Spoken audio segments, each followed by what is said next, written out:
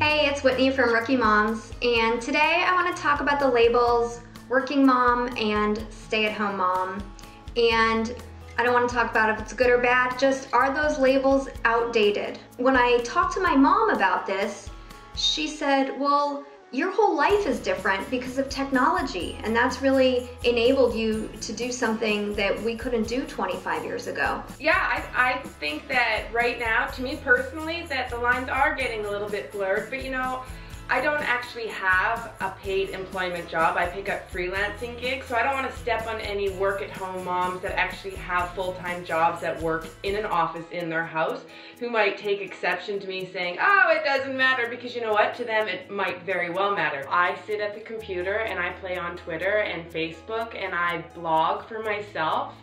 And yeah, I have a freelance contract here or there, but for the most part, I'm an independent writer, so I don't consider myself a work-at-home mother. I am a stay-at-home mom, and you know, I wear that label proudly. A stay-at-home, work-at-home, working mom, it's like, if you're a mom, you're working your butt off anyhow. And I kind of do care what you call me though. Don't call me a stay-at-home mom, because stay-at-home mom is like sucker tattooed on your forehead. Nobody will ever pick up their own children again. They are gonna call you last minute for everything.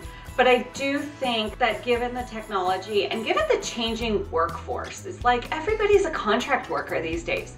Maybe these terms don't apply anymore. I agree that it's fuzzy, and I don't want to be called a stay-at-home mom because I feel like that doesn't acknowledge my accomplishments. I think that working mom isn't a total fit either, even though I tend to use that because that also implies really limited time and a lack of availability to my family. Which I do have. But at the end of the day, I have deadlines and, you know, companies I work for, contracts I've signed, and responsibilities outside my house, and that's why I see myself as a working mom. Well, I don't typically refer to myself as a working mom because this is, frankly, something I could walk away from tomorrow, and it would be fine. It doesn't really define me. If 3 o'clock rolls around and I'm not done with my work, I'm done with my work because my kids really are the first priority. And so, you know, to that end, I'm much more stay-at-home mom than work-at-home mom.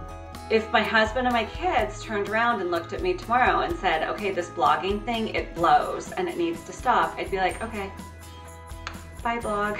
You can define me any way you want. My kids and my husband know exactly what I am, and more importantly, I know what I am, so it doesn't matter to me what anybody else calls me. Call me a stay-at-home mom or a work-at-home mom, just please somebody call me because it's so quiet at my house and I'm bored, please.